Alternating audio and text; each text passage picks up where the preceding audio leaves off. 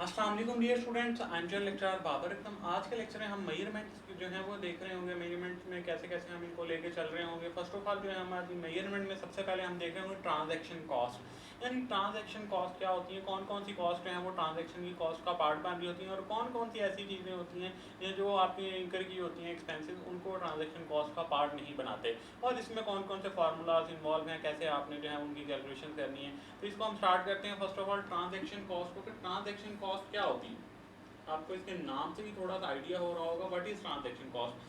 कहते हैं जी transaction cost are incremental cost that are directly attributable to the acquisition, issue और disposal of financial assets और financial liabilities. अब यहाँ पे आपने एक IAS 16 में मैंने आपको एक बात पढ़ाई थी कि आपने हमेशा जो है वो डायरेक्टली एट्रीब्यूटेबल कॉस्ट को जो है उसकी कॉस्ट का पार्ट बनाना है। यहाँ पे भी डायरेक्टली एट्रीब्यूटेबल कॉस्ट, जितनी भी इंक्रीमेंटल कॉस्ट आ रही होंगी जो डायरेक्टली एट्रीब्यूटेबल होंगी, वो सारी की सारी आपकी ट्रांजैक्शन कॉस्ट का पार्ट बन रही होंगी। और ये कॉस्ट का इंकर हो रही होती है आप जब है एक्वायर कर रहे हैं कोई भी जिन्हें आपने इशू की है at the date of acquisition आ रही होती है, कोई आप जो है डेट ऑफ डिस्पोजल जो कॉस्ट इंकर हो रही होती है, वो सारी की सारी आपकी जो है ट्रांजैक्शन कॉस्ट आ रही होती हैं अगर वो डायरेक्टली एट्रीब्यूटेबल हों।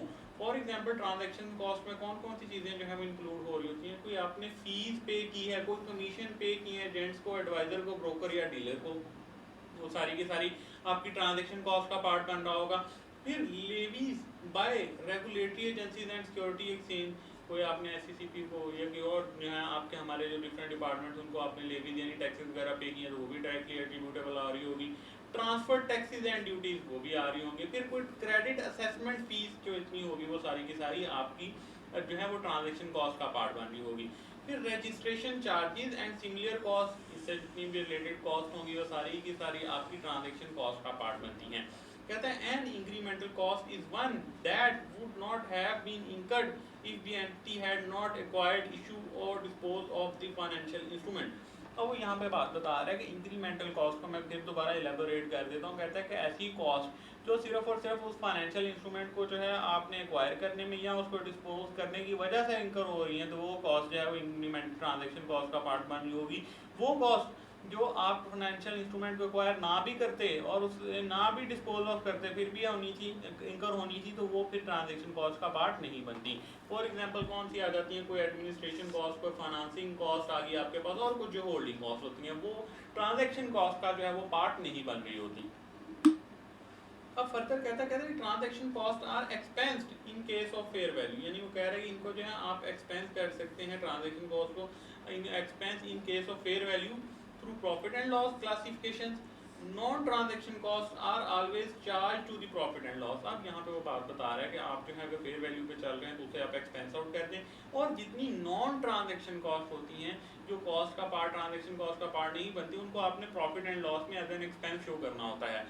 For all financial instruments, they are not measured at fair value through profit and loss. The treatment of the transaction cost is made on instrument by instrument basis. अब वो कह रहा है कि सारे के सारे इंस्ट्रूमेंट फेयर वैल्यू पे जो है वो रिकग्नाइज नहीं हो रहे होते, उनको जो है हम नहीं देख रहे होते। अब जो है हर फाइनेंशियल इंस्ट्रूमेंट पे जो है ये वेरी कर रहा होगा। अब fair value of financial asset plus transaction cost, यानी दो ट्रीटमेंट आपको बता दिए, एक तो उसने बता दिया फेयर वैल्यू वाला। अब यहाँ पे क्या होगा उसको आप कैसे फॉलो कर रहे होंगे, आपने उसकी फेयर वैल्यू देखी, ये फेयर वैल्यू थी और फाइनेंशियल प्लस जितनी ट्रांजैक्शन कॉस्ट होगी वो एडअप हो रही होगी। यहाँ fair value of the financial liability minus transaction cost, यानी जितनी आपकी फाइनेंशियल लायबिलिटी थी उसमें से आपने उसकी ट्रांजैक्शन कॉस्ट जो है वो लेस कर देंगे, तो आपकी ट्रांजैक्शन कॉस्ट वाला जो एलिमेंट जो होगा वो कंप्लीट हो रहा होता है यहाँ पे। अब हमारे पास नेक्स्ट आता है इक्विटी इंस्ट्रूमेंट्स, यानी क्या इनको हमने कैसे जो है वो मेजर अप करना है फाइनेंशियल एसेट्स में। एक तौर पे कहते हैं financial assets which are equity instruments of another entity, यानी किसी और कंपनी के शेयर्स आपने लेट्स सपोज अगर परचेज कर लिए हैं, किसी और की वो इक्विटी है, आपने जो है उसे एक्वायर कर लिया है, तो अब आपका वो फाइनेंशियल एसेट बन रहा होगा। उसको कैसे आप कह रहे होंगे, अमोर्टाइज कॉस्ट नॉट एप्लीकेबल। ठीक है जी, इस पर तो हमने एप्लीकेबल नहीं कर रहे होते, वो तो हमने क्लासिफिकेशन में भी पढ़ा था। फेयर वैल्यू थ्रू OCI यानी अदर कंप्रीहेंसिव इनकम के थ्रू इसे हम कैसे मेजर कर रहे होंगे, there are initially measured at fair value plus transaction cost and then subsequently measure at fair value. यानी आपने अदर OCI में जो उसका क्राइटेरिया पढ़ा था कि आपने क्लासीफाई कर लिया कि जी मेरा फाइनेंशियल इंस्ट्रूमेंट जो है वो फेयर वैल्यू थ्रू OCI में फॉल कर रहा है, ओके हो गया, फॉल कर रहा लिया आपने, उसके जितना क्राइटेरिया था उसके मुताबिक वो नॉन ट्रेडिंग हो, और जितनी उसकी अदर जो उसने कंडीशन बताई थी जो हमने आपको प्रीवियस मैंने लेक्चर में क्लासिफिकेशन में बताया था उसके बाद आपने इसको मेजर कैसे कर लेना, आपने कहना है जी एट फेयर वैल्यू प्लस जितनी उसकी ट्रांजेक्शन कॉस्ट होगी वो, and then subsequent measure at fair value, और उसके बाद आप दोबारा इसे फेयर वैल्यू पे सब्सिक्वेंटली जो है वो मेजर करते जाएंगे। कहता है changes in fair value are recognised in other comprehensive income and accumulated fair value reserves, यानी कह रहे हैं जो चेंजिंग्स आ रही होंगी आपकी फेयर वैल्यू में, फेयर वैल्यू इंक्रीज हो जाती है, डिक्रीज हो जाती है, तो अदर कॉम्प्रिहेंसिव इनकम और अक्यूमुलेट हो रही होंगी फेयर वैल्यू रिजर्व में। Dividend earn is recognised in profit and loss, इस पे जो आपको डिविडेंड आ रहा होगा वो सारे का सारा आपने प्रॉफिट एंड लॉस में रिकॉग्नाइज करना है। ये देख लिएगा कि फाइनेंशियल एसेट इक्विटी इंस्ट्रूमेंट में आपने क्लासीफाई किया उसे फेयर वैल्यू थ्रू ओसीआई में, और उसमें क्या किया आपने देखा कि उसे हमने मेजर करना है fair value plus transaction cost, और जितना डिविडेंड रिसीव हो रहा होगा सारे का सारा प्रॉफिट एंड लॉस में जाकर रिकॉग्नाइज हो रहा होगा। फिर fair value through profit and loss, these are measured at fair value initially and subsequently, यानी ये इनिशियली जो है सिर्फ और सिर्फ फेयर वैल्यू पे रिकॉग्नाइज हो रहे होंगे। The change in fair value is recognised in profit and loss, dividend earn is recognised in profit and loss, और जितना भी इसमें डिविडेंड भी अर्न हुआ होगा वो भी प्रॉफिट एंड लॉस में जा रहा होगा। ये तो हो गया आपने फाइनेंशियल एसेट इक्विटी में। अब हम देखते हैं डेट इंस्ट्रूमेंट्स में। कहते हैं जी financial assets which are debt instruments of another equity of an other entity are एमिगेड एज फॉर डेट इंस्ट्रूमेंट्स में क्या होता है कि अगर आपने उसे अमोर्टाइज्ड कॉस्ट पे क्लासीफाई कर रहे हैं, क्लासिफिकेशन में आपने देख लिया जी अमोर्टाइज्ड कॉस्ट पे मैं उसे क्लासीफाई कर लिया है, अब मैं इसे मेजर कैसे कर रहा हूँ, वो कैसे होगा इसमें। कहते हैं they are initially measured at fair value plus transaction cost and then subsequently measured at amortised cost, यानी अमोर्टाइज्ड कॉस्ट पे उसकी फेयर वैल्यू होती है। आपने क्या किया, पहले आपने इनिशियली उसको फेयर वैल्यू पे दिया प्लस जितनी उसकी ट्रांजैक्शन कॉस्ट थी वो दोनों का सम अप करके आपने रिकॉग्नाइज कर लिया। बाद में जो चलता जाएगा वो अमोर्टाइज्ड कॉस्ट पे जो है वो चलता जाएगा। The effective interest is recognised in profit and loss, और जितना इस पे आपको रिटर्न मिल रहा होता है कि आप कह रहे होते हैं कि जी मुझे इस पे इतने यानी डिबेंचर्स होते हैं नॉर्मली, तो उसमें आपको फिक्स होता है कि 5% 10%, तो वो सारे का सारा फिर जितना आपको रिसीव हो रहा होगा वो प्रॉफिट एंड लॉस में ही रिकॉग्नाइज हो रहा होगा।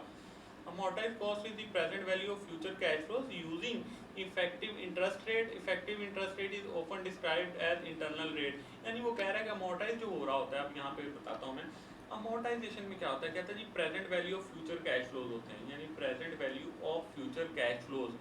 अब amortize वाला एक यहाँ पे मैं कॉन्सेप्ट बता रहा हूँ, यानी जितने आपको कैश फ्लोज आने हैं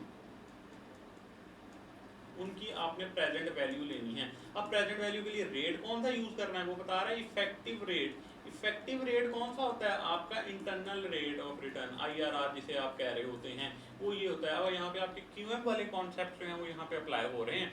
इफेक्टिव रेट IRR वाला रेट जो है वो यहाँ पे अप्लाई हो रहा होगा। अगर आप नॉर्मल मार्केट रेट यहाँ पे अप्लाई कर रहे होंगे कैश फ्लोज पे जो चल रहा होगा इंटरेस्ट का रेट, तो वो फिर आपको फेयर वैल्यू की तरफ लेके जाएगा, लेकिन आपने यहाँ पे इफेक्टिव रेट ऑफ रिटर्न जो है वो यूज करना है। However, trade receivables are exception to the treatment. Trade receivables are made in accordance with IFRS 15, यानी रेवेन्यू रिकॉग्निशन के मुताबिक आपने ट्रेड रिसीवेबल जो है वो IFRS 15 के मुताबिक जो है वो रिकॉग्नाइज कर लेना है। अब कहता है जब आप फेयर वैल्यू थ्रू OCI के तौर पे इसे क्लासिफाई करें उसमें क्या होगा, कहता है these are initially measured at fair value plus transaction cost and then subsequently measured at fair value, यानी सेम एज इट इज ऊपर है कि फेयर वैल्यू पे पहले मेजर कर लिया, ट्रांजैक्शन कॉस्ट पे यहाँ पे आपने बाद में अमोर्टाइज पे करना था, यहाँ पे आपने फेयर वैल्यू पे करना है। अब यहाँ पे फेयर वैल्यू पे कैसे होगा, यहाँ पे भी आपको फार्मूला बता रहा होगा। दी अमाउंट्स और interest income that are recognised in the profit and loss are the same as the amounts that would have been recognised in the profit and loss if the financial assets have been measured at amortised cost. Okay, any difference due to the measurement at fair value is recognized in other comprehensive income and accumulated in fair value reserves, यानी आपने एक दफा fair value पे recognise करना है fair value plus transaction cost पे initially. उसके बाद क्या होना है, आपने हर दफा इसे फेयर वैल्यू के साथ कंपैरिजन करना है, जो इंक्रीज या डिक्रीज आ रहा होगा वो आपका अदर कॉम्प्रिहेंसिव इनकम में जा रहा होगा। अब अगर आप आते हैं कि fair value through profit and loss में आप रिकॉग्नाइज करते हैं, तो कहता है इनिशियली तो इसे हमने फेयर वैल्यू पे रिकॉग्नाइज करना होता है, यानी यहाँ पे देखिएगा, यानी आपने पिछला इक्विटी इंस्ट्रूमेंट था तो उसमें भी प्रॉफिट एंड लॉस में जब आप इसे क्लासीफाई करते थे तो वहाँ पे भी आपने उसे फेयर वैल्यू पे रिकॉग्नाइज करते थे इनिशियली, एंड देन फिर सब्सिक्वेंटली दोबारा इसे फेयर वैल्यू के साथ कंपैरिजन करते थे। यहाँ पे भी सेम है, कहते थे changes in the fair value is recognised in profit and loss, जितना उसमें चेंज आ रहा होगा वो भी आपका प्रॉफिट एंड लॉस में रिकॉग्नाइज हो रहा होगा। Interest earn is also recognised in profit and loss, जितना आपको इंटरेस्ट आ रहा होगा वो भी आप प्रॉफिट एंड लॉस में ही रिकॉग्नाइज कर रहे होंगे। तो ये था डेट इंस्ट्रूमेंट के बारे में। अब हम देख लेते हैं फाइनेंशियल लायबिलिटीज के बारे में जो है वो हमें क्या मेजरमेंट के बेसिस में बता रहा है। अभी सिर्फ ये थ्योरी वाला कॉन्सेप्ट है और बाद में इसे हम प्रैक्टिकली अप्लाई मैं आपको क्वेश्चन में करके बता रहा हूँ। कहता है जी financial liabilities are measured as follows, at amortize cost at fair value. Okay, amortize cost में कहता है these are initially measured at fair value minus transaction cost, यानी यहाँ पे अब ऑपोजिट आ जाता है, ऑब्वियसली फाइनेंशियल लायबिलिटी है आपकी, तो उसमें क्या है कि आपने जितनी अमोर्टाइज कॉस्ट में अगर आप क्लासीफाई कर रहे हैं तो जितनी भी आपकी उसकी फाइनेंशियल लायबिलिटी होगी आपकी वो फेयर वैल्यू होगी, वो मतलब उसमें से आपने उसकी ट्रांजेक्शन कॉस्ट करके इनिशियली आपने उसे रिकग्नाइज कर लेना है एंड देन बाद में आपने उसे अमोर्टाइज कॉस्ट पे रिकग्नाइज करते रहना है। अब जितना आप इसमें effective rate of interest recognise in profit and loss, और जितना आप इफेक्टिव इंटरेस्ट जो है वो पे कर रहे होंगे इफेक्टिव इंटरेस्ट, तो वो सारे का सारा प्रॉफिट एंड लॉस में आ रहा होगा। फेयर वैल्यू कहता है these are made at fair value initially at subsequently. अब जितनी भी आपकी फाइनेंशियल लायबिलिटी होगी अगर आप उसे फेयर वैल्यू के तौर पे क्लासिफाई करते हैं तो इनिशियली वो फेयर वैल्यू के तौर पे आप उसे फेयर वैल्यू पे ही जो है वो रिकग्नाइज कर रहे होंगे, इनिशियली मेजर कर रहे होंगे। Okay, the change in fair value is recognised in profit and loss, जितना भी चेंज आ रहा होगा इसमें वो आप प्रॉफिट एंड लॉस में रिकग्नाइज कर रहे होंगे। Fair value due to the entity's on credit risk is recognised in other comprehensive income के तौर पे। Okay, credit risk is risk that one party to a financial instrument cause a financial loss to other party bye failing to discharge an obligation. अब यहाँ पे credit risk वो बता रहे हैं, कहता है जी फेयर वैल्यू या ऊपर उसने बताया कि चेंज इन फेयर वैल्यू जितना भी आ रहा होगा is recognise in profit and loss, सारे का सारा जितना चेंज आ रहा होगा वो अपने प्रॉफिट एंड लॉस में रिकग्नाइज करना होगा। किसमें? फेयर वैल्यू वाले केस में जब क्लासिफाई करेंगे आप किसको? फाइनेंशियल लायबिलिटी को। अब दूसरी बात उसने बताई कि इसमें कुछ एक्सेप्शन है। कहता है एक्सेप्शन क्या है? कहता है जी change in the fair value, अगर फेयर वैल्यू में चेंज आता है due to the entity's on credit risk, जब एंटिटी के अपने क्रेडिट रिस्क की वजह से चेंज आएगा तो फिर आपने इसे क्लासिफाई करना होगा, इसका जितना भी रिकग्नाइज होगा गेन वो जो होगा वो कंप्रीहेंसिव इनकम में जा रहा होगा। ओके, अब क्रेडिट रिस्क क्या कहता है? कहता है ये रिस्क होता है कि that one party to a financial instrument will cause, यानी एक पार्टी जो है फाइनेंशियल इंस्ट्रूमेंट में वो फाइनेंशियल लॉस होता है फॉर दी अदर पार्टी व failing to discharge an obligation, एक ऑब्लिगेशन परफॉर्म ना करने की वजह से, डिस्चार्ज ना करने की वजह से जो लॉस होता है वो क्रेडिट रिस्क होता है। तो उसको आपने ऐसे क्लासिफाई करना है, यानी क्रेडिट रिस्क की वजह से जितनी भी आ रहा होगा फेयर वैल्यू में अप डाउन वो कंप्रीहेंसिव इनकम में, और दूसरा प्रॉफिट एंड लॉस में जा रहा होगा। सो ये थे हमारी सारी मेजरमेंट की बेसिस, आपको मैंने डिटेल में समझाई, अब इनको जो है हम प्रैक्टिकली अप्लाई कर रहे होंगे। सो दैट्स ऑल, ये था आपका सारे का सारा फाइनेंशियल इंस्ट्रूमेंट जो आपके FI2 के कोर्स में इन्वॉल्व था। अब जो हम इसके कॉम्प्रीहेंसिव प्रैक्टिस क्वेश्चन और छोटे छोटे प्रैक्टिस क्वेश्चन क्लासिफिकेशन और मेजरमेंट पे करेंगे ताकि कॉम्प्रीहेंसिव क्वेश्चन जो है आपके लिए ईजी हों। थैंक यू एंड अल्लाह हाफिज़।